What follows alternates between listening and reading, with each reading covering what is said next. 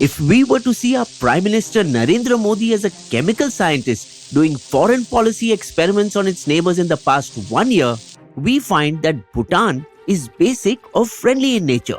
Sri Lanka and Nepal are neutralish, Maldives a little acidic until recently, while Pakistan is most corrosive, like HCl, hydrochloric acid.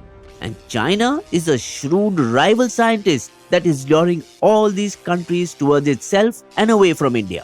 But India's biggest concern right now is Bangladesh, which has turned from most basic or alkaline to most acidic in a matter of just a few weeks, wasting all the special effort Prime Minister Modi had put in cultivating Bangladesh's Prime Minister Sheikh Hasina, starting from the time he especially sought her out for their first ever meeting at the UN General Assembly in 2014 and cementing their everlasting friendship. And years before that, in wrestling Bangladesh from the grip of Pakistan in 1971 and helping them in their war of independence. Subscribe to Bizbo and see whether India can re-establish its influence in Bangladesh.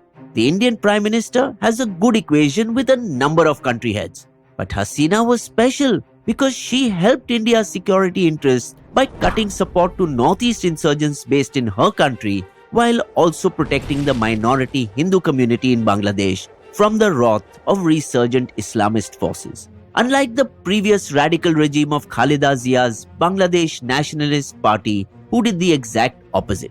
So he helped cement Hasina's cause by giving Bangladesh food and energy security, supported Bangladesh's main industry of ready-made garments by importing more than half of its requirements, and easing travel by setting up 2 more inter-country passenger trains in 2021, Bandhan Express and Mithali Express, but remained silent as Hasina muffled democracy by placing under house arrest its main opposition BNP leader and alien Khalida Zia, slapping multiple cases on her and her party's leaders and harassing independent journalists and civil society members, essentially rigging the system to win 3 consecutive so-called elections. Putting all his eggs in Hasina's basket, Modi met her a whopping 10 times in 2023. Now, all this has come back to bite India. After Hasina fled into Modi's arms, cloistering herself in an unknown safe location for the past few months, reportedly she has recently been shifted to a bungalow in Luton's Delhi and even takes the occasional walk at Lodi Gardens with full security detail, as Bangladesh cries for her extradition. But before we deep dive there, we would like to ask entrepreneurs, is project management chaos driving you crazy? Don't worry. Say goodbye to stress with Odoo's project app, your ultimate tool for organized and efficient project management. You will surely remember the all-in-one management software Odoo we introduced in some of our earlier videos, with its easy-to-use website builder, e-commerce builder, e-sign invoicing, point of sales, and CRM tools. Now with Odoo's project app, you can easily handle complex projects by creating tasks, even subtasks, and assigning them to the team in a few clicks. Use the Kanban view to organize tasks with major details right on the card, and a Nat view for a complete overview of progress, deadlines, and budgets, all in real time.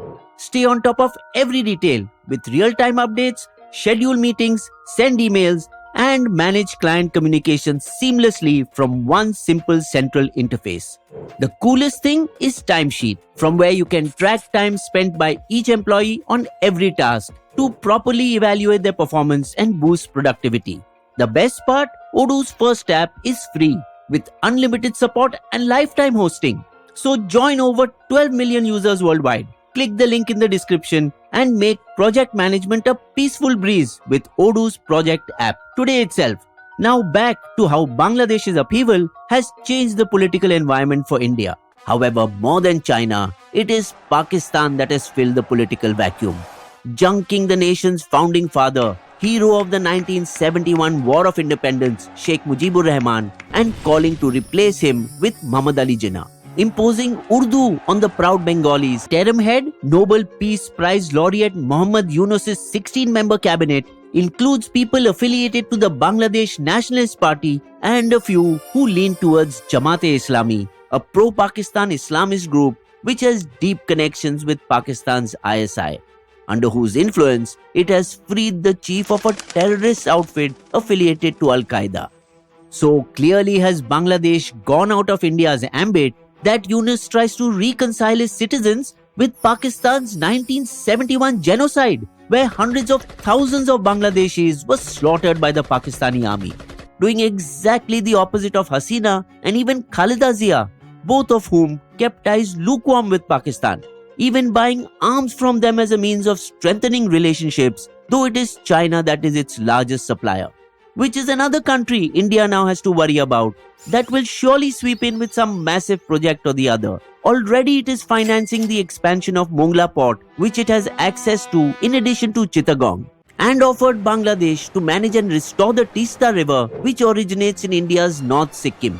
However, to India's credit, it did manage to turn around a somewhat similar situation in Maldives when its new president Mohammad Muizzu won on an India out and basically a China in platform and forced India to remove its search and rescue troops outside of their territory, which were eventually replaced by Indian civilians almost man to man, except that they were not in uniform, because he soon realized that China was being very unrelenting on their $1.3 billion debt, while India helped them in their moment of financial need, doling out funds without preconditions despite being harshly treated. So after a brief fling with China, Muizzu came running back into the arms of Modi. I love you, Mota Bhai.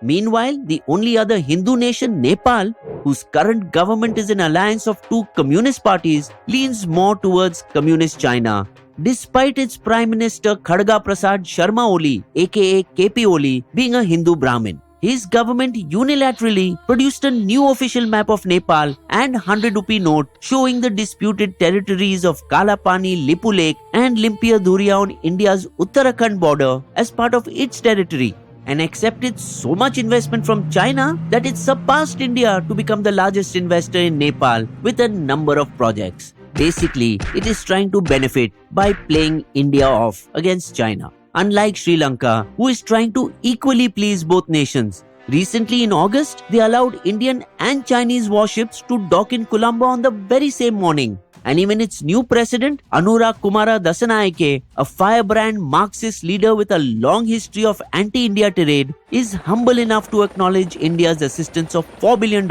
during Lanka's economic crisis, while China didn't do much. Therefore, he now favors a neutral stance after his country suffered at the hands of China, who squeezed out Hambantota port from Lanka under duress. India's only rock-solid relationship is with Buddhist Bhutan, which Prime Minister Modi has visited thrice and often supports financially. Bhutan sits on a very strategic tri-junction called the Doklam Plateau, through which China tried to enter Indian territory in 2017. And in which the Chinese continue to build roads and settlements to Bhutan's chagrin. So how can India wrest back influence in Bangladesh? Bangladesh's ready-made garment industry, which contributes 85% of their foreign exchange, is in tatters. American buyers are already being warned to shift their purchase to more politically stable countries. If they don't get their act together soon, it won't be very long before Bangladesh suffers a financial crisis. Who would they turn to then? An exploitative China or a friendly India? More pressing for India presently, however, is this problem. We want Hasina extradited, which our foreign minister deftly handles. We are ready to cooperate, but we want assurance on the safety of minorities. Notice that he is smartly using the same playbook he uses with Pakistan when they ask to resume peace talks. We are ready to resume talks, but first you must stop terrorism. Ironically, the very extradition treaty between India and Bangladesh that was brought into existence by none other than Hasina in 2013 may now come back to haunt her. India, though, is unlikely to give up their best friend, if only to prove to others that they would stand by them in thick and thin. However, could she mysteriously succumb to a heart attack, automatically solving India's problems? Bizbo's Limerick. Hasina's version of democracy was flawed, but it suited India that seemed overawed. When reality kicked in, putting things in a spin, we are nursing our wounds with relations roughshod. You will also find these sources listed in our video description section.